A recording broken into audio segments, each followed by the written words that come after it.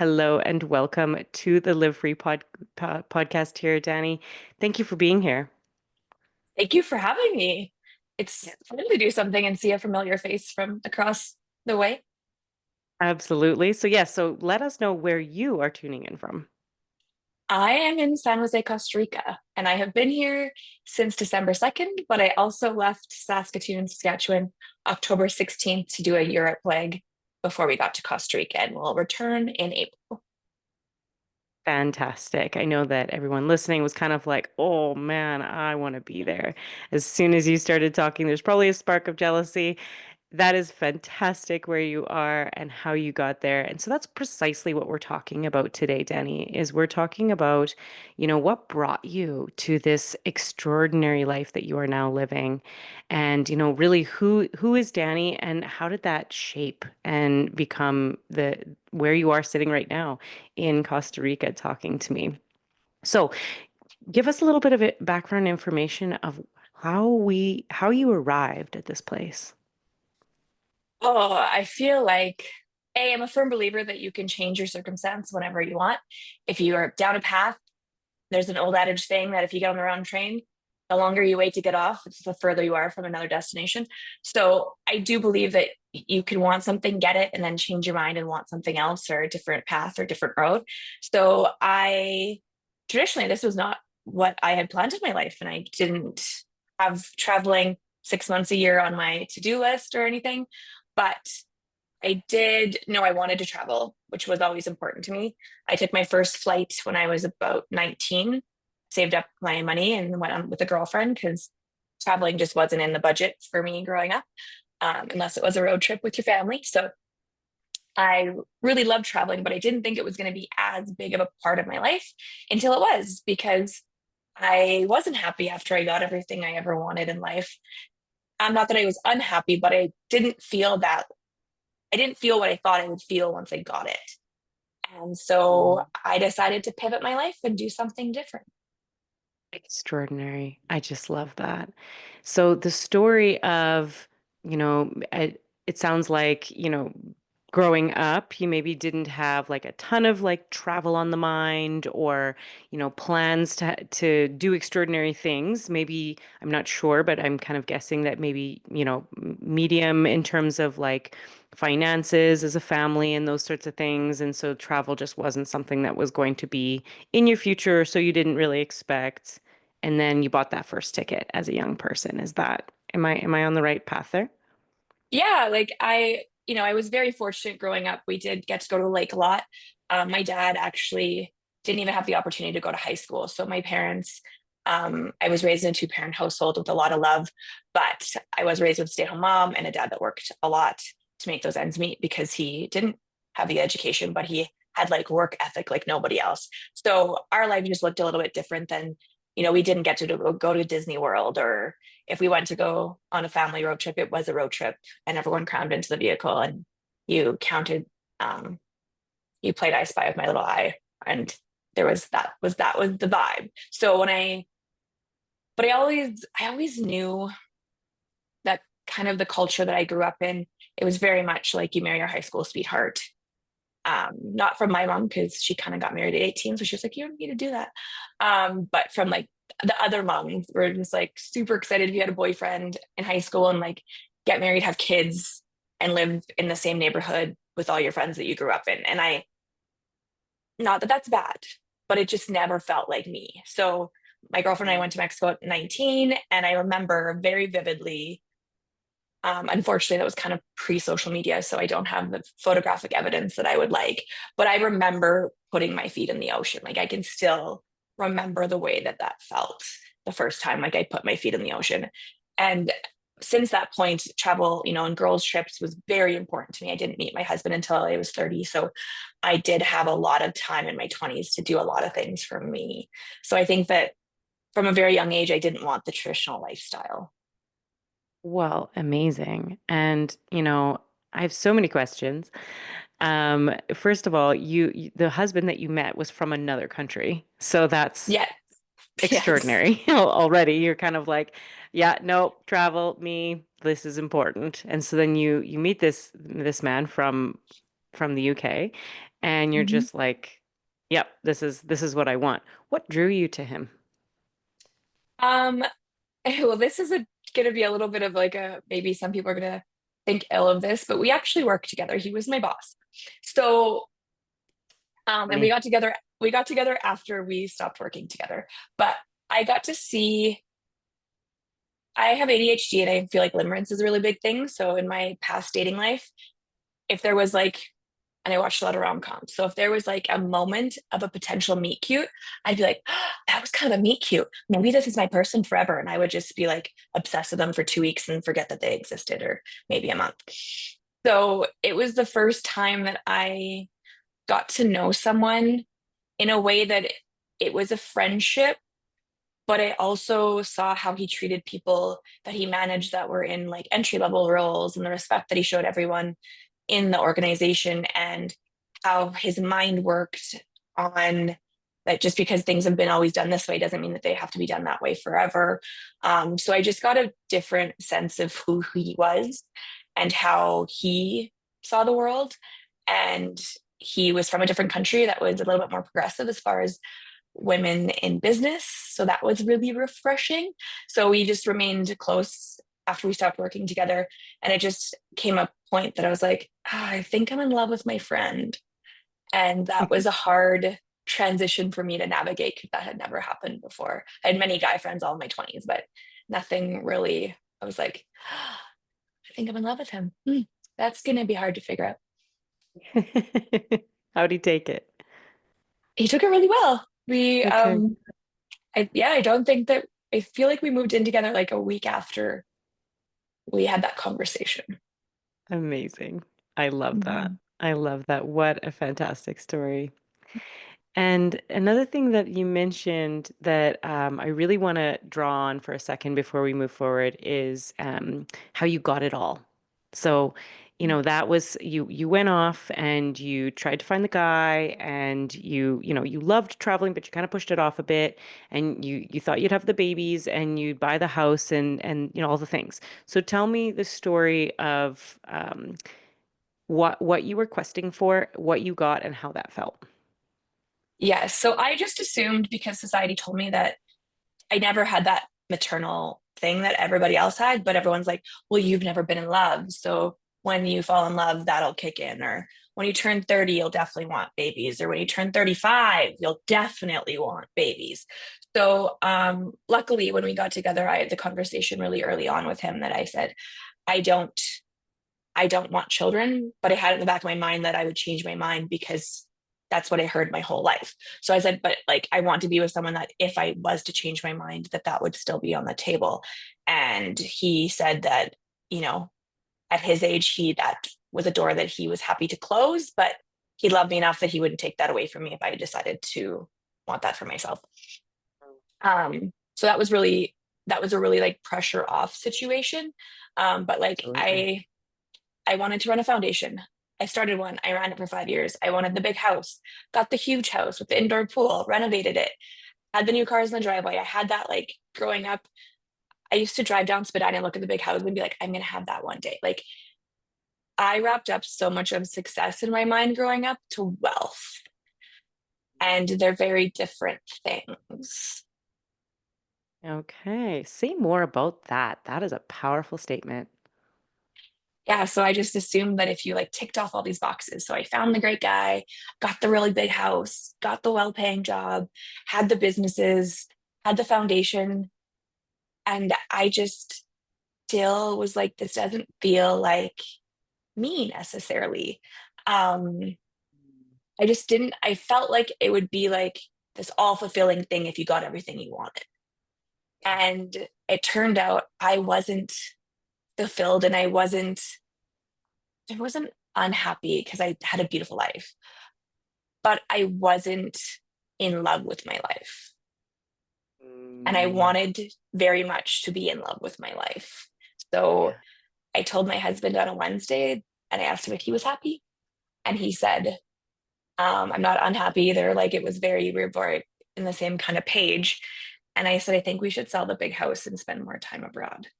And we That was Wednesday morning, a random conversation. And I think the for sale sign was up by Monday.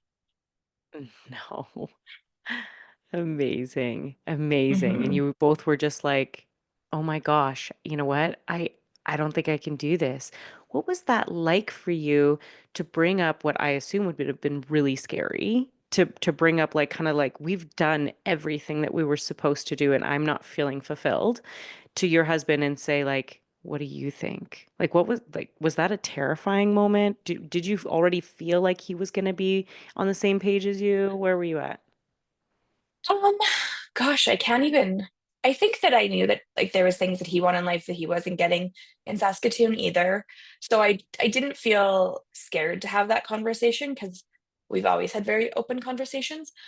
But the worst thing that happened is I would bring it up and we'd have a conversation and we would pivot one way or the other. We would either keep the house and change other things, or I feel like some people get so stressed about a conversation, but there's many outcomes that can happen from any scenario. And the wonderful thing is you can always change your mind. You can say, you know what?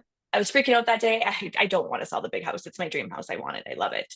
I don't want to do that. So let's find a way to make that easier or whatever. So I do believe that people are so scared of change, which change can be so powerful because it means that you're never trapped. You can always do something different. So if we travel for a couple years and we're like, you know what? I miss having that space. I miss having that place. There's other houses to buy. Like we could do it again. We did it once. Mm, absolutely. Absolutely. I couldn't agree more. I'm just thinking about those moments, that really transitionary time. And I something I want to pick out that you said is, people are afraid of change. And I think that that is so true. So often people will think to themselves, "Oh, there's something more for me." And I know it, but I'm so scared to lose this and this and this. And so then they just stick to the status quo, to what society said that they should do, because that is what's safe. That is what's understood, and understood can be the very thing that keeps you stuck in your unhappiness. Like I can imagine for you that was a scary time in some ways. It must have been. Um, well, there was like a level of, a lot of our friends, we renovated that house and we didn't always have the budget to renovate a house that size. So a lot of our friends that are extremely talented individuals put a lot of their blood, sweat, and tears into that home too. And it was like, haha, we finished it, but now we're selling it. And it kind of, I was like, some of my friends' kids had their birthday parties there in the pool. My friends had their engagement photos there and their baby showers and their stagettes and their stags. And I had fundraisers there for the foundation that I ran. And like there was so much life that I lived in that home, that and parties we threw, and there was just so much that I was like, oh, I don't want to like lose that sense of like community in the home, or I don't want to disappoint people and essentially sell their art, like because some of their art is like in the house, like it's built into Mm, the home. So it yeah. was a and I knew that my parents came in from out of town and that's where they stayed, and I didn't want to disappoint them. My dad worked for free for many years on that home. um, so I feel like I didn't want to disappoint people, but also I knew that you can't live for everybody else. That's like a surefire way to like lead to misery. So you just kind of have to be like, I'm doing this for me. And I believe in life that if you do something, the people around you, if they will support you because they want you to be happy. And it might be a little bit hard for them in a transition, so they might not get it right the first time that they tell you that they're supporting you or they're happy for you. But I do believe that the people that love you, they'll love you through change, because it means that you're going after something and you want your friends to grow and evolve and glow and all those things. So I do believe that people will be happy for you. Mm, I love that. And that is a huge moment in the podcast today. I think that we can really reflect on that, is that often there is a fear of change, not only for what you will lose, but what other people's perception will be of the change that you're making as well. And that can be Mhm. another pigeonhole that really just keeps you in your stuck spot. So here Mhm. you are choosing all of these absolutely crazy, according to society ideas, I'm not having children. I've decided to sell my huge big house. I've got these cars, I've got this foundation, I've got all this. And you know what? I'm going to drop it. I'm just gonna put it all down and I'm gonna go somewhere. I What know. was that like?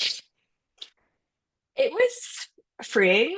I think that as Freeing. I when I was young, if there was like a house party and a whole bunch of kids, like I hung out with the adults, I'd have to be asked to leave because obviously the adults didn't want to hang out with like go into the basement with the rest of the children. Like I wanted to be adult so badly my whole life. And I feel like you just add on these like pressures and these responsibilities until like you'll break one day or kill yourself from illness. Like you can smother yourself in adulthood. And I think that I just was like, my brain works really quickly because I have ADHD. I'm a little bit neurospicy. So I I just was like, you know what? We've been going on this road for so long and let's just switch it. And I switch things fast. Like so my friends are like, whoa, you made a decision like that quickly. I'm like, no, we're just doing something different and we're gonna go at the same pace. Um, yeah. And we'll try it until we don't try it anymore. Because that's the Yeah, beauty. There's as long as you have your health, you can do anything. extraordinary. And you make it sound easy because it is. But I think that there's something that you have that a lot of people miss, and that is this. It almost feels like a childlike hope. You're just like, no, I'm gonna choose me. I'm gonna be happy. Like you're like, no, I'm just gonna do it. Like, and maybe this is this neurospicy that you talk about, but you're just kind of like, yeah, no, I think I'm just gonna, yeah, and everyone's like, whoa, she's just gonna Wow. do Yeah, but I think that like if you don't have a neurospicy person in your life, go get one. Like go collect them. Um, it. they're Pull them around. in. Pull them in. um, but truthfully, like I feel like neurospicy people can see alternate kind of like a puzzle. They're like, oh, well, we can do that. Yeah, that's achievable. We can do it this way. So I do think that my brain has less roadblocks, but like almost to the delusional point where I truly believe I can do anything. Like I'll see an artist and like I could paint that. Like, no, you can't. You're delusional. But I do believe that I can do a lot of different things. So maybe it's just delusion and it's mindset that if you believe you can do it, you can do it. Heck But, yeah, absolutely. mhm. Okay, so what happened after that? What did you do? You sold the house? How quickly did it Mhm. sell? What moves did you make? It sold to the first couple that looked at it. And like, this sounds very strange because like my soul was in that home. Hmm. Um, but like we left for their viewing and we came home. And this is before I knew if they even liked it. Because some people are just like, oh, it's an interesting house. I'll go look at it. It was before I even knew like if they were really interested, if they were tire kickers, quote unquote. And I walked Hmm. in and it didn't feel like mine anymore. Like Wow. I was like it's theirs. Like it's like the house picked them. I know that sounds woo woo, but You're talking to the and right person. Woo like woo's my game. I remember, and it was such a weird feeling. I opened a bottle of wine and had a bottle of wine that night, and like I wrote them a letter without even them having put an offer. Like I just like was like I feel like this is their house now, and the couple that bought it, luckily, like they're lovely and they sent me a picture of their kids swimming in the pool the first day that they got it. And like it just was like a full circle moment. It was like it kind of the whole time I had that home, I said like this house should have preteens in it. Like the flexibility of having like that space and having your friends over. Cause like I was the house growing up where my friends all felt safe with my parents. And if they were, their parents were going through issues, my parents would have them for a time or cook dinners for them. There was always a friend at the table at dinner. So I was like, this house like deserves preteens. Like it kind of like I had always said that this would be amazing for preteens. So the house got three of them. So and I'm really happy for that family. And it's like I can reflect on that chapter and be really proud of the renos I did in that house and what I turned it into. And that my husband and I did that together while living in it. Like we would have to walk through scaffolding to get to our bedroom. So if you can reno a home floor to ceiling, like got a home with someone and during like living in there, your relationship should be able to do anything really. Yeah, isn't that the truth? So I just, I yeah, I feel like that was a agree. really nice close to that chapter. And then Yeah. We spent the summer in Saskatoon that year, which is last year, and went to Europe 2 months, 2 different months, because I had a breast reduction scheduled, so we couldn't leave for the whole winter. So we went away for a little bit, and then we spent what fingers crossed will be our last Saskatchewan winter last year, a few months of it anyway. And this winter we left, and I'm in Costa Rica now. Took off. And did you buy a house in Costa Rica? Did you rent? We are renting an Airbnb. We'd never been to Costa Rica before, and obviously you want to check out any area before you buy something. But truthfully, I kind of have been really loving the freedom of not having that added responsibility of what happens to that property when you're gone and this and that. So I don't know, maybe we'll just like change countries every year and just be renters for the winter. Heck yeah. My dreams. So good. So good. So good. How do you feel like this journey has changed you? We definitely have put I grew up in the sales. I worked in a commission-based sales job in my whole life. So I always worked in really high stress situations that they they wanted a lot of hours out of you and they wanted a lot of results out of you. So I didn't take the best care of me for many, many, many years. I had a really close friend. Her mom died. This is kind of like when she was diagnosed and passed shortly after, kind of when this all went down. And I was just like, she wasn't even 60 yet. Like, because she obviously, Saskatchewan had a child young. So my friend is in her mid 30s. So, but I was like, she wasn't even 60. And I was like, if I only have 22 years, like, or 20 years left, what do I want those 20 years to look like? And that kind of just really, I really wanted to concentrate on things that brought me joy. And I wanted the time to concentrate on my health. And that's kind of where I'm going to be headed now. What you've been doing? Mm-hmm. Amazing. Huh. Wow. Well, and I'm just inspired by your journey. I really am. For myself, I'm currently in a space where I'm looking at having children and that sort of thing. And I know two different kinds of people. I know people who've chose to be child free and are living an extraordinary life. And I know people who have chosen to have children and they're like, there's nothing wrong with it, but they're doing what makes me overwhelmed, hockey practice and those sorts of things. Mm-hmm. I'm also travel like crazy. And so I'm looking at this choice and, talking with you. I love the how you are able to be like, you know what? But just do it. Do what makes you feel good, This like Mm-hmm. kind of just do it like Nike check that I'm seeing in my mind when I think about your decisions.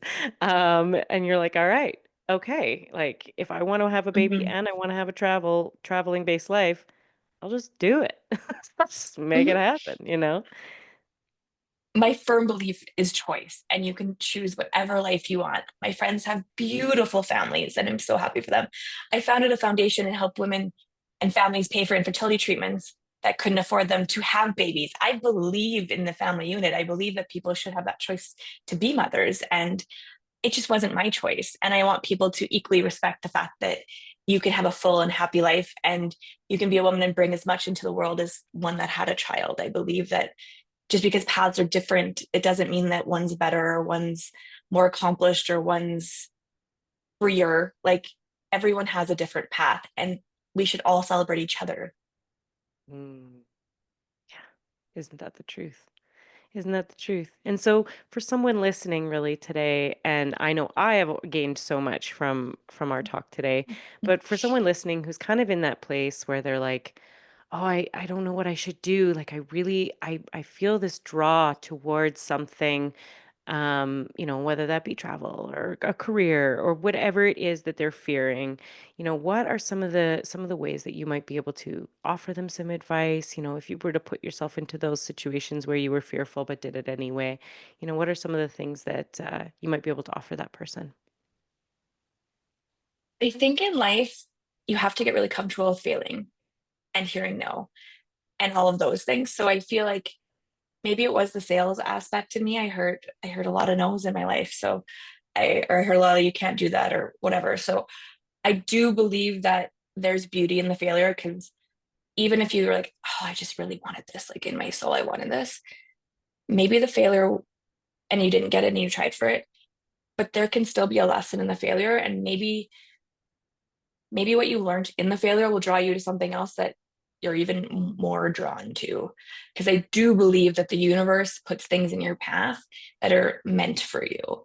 And I feel like just trying the most things and don't getting really down on yourself if you do fail or it doesn't work out or it doesn't work out the way that you envisioned it when you started the journey. I things can so you can redo it again or you can change directions. Nothing is permanent. Really well said. Really well said. Nothing is permanent. I think that's a beautiful place to begin to wrap up here. Um, Mhm. for from someone who you really have done it all. You've lived so many lifetimes already. Like it's really, you were fearful and you started a business. I'm not sure about super fearful because I feel like you just have this personality where you're like, well, just do it. Um, but you started the business and then you got the success and then you met the man and then you started the foundation and then you sold it all and went to Costa Rica. You've lived so many lives so far.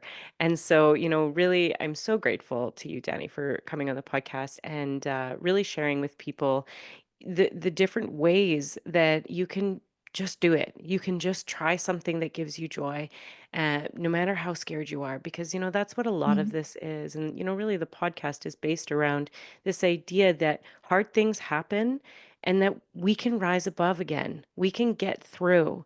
And I really truly believe that you are an example of that. So, thank you for sharing your wisdom with us and showing us that, life can be what you design it to be. Absolutely. And there's joy after the mess. There Yeah. always is more joy. Mm, amazing.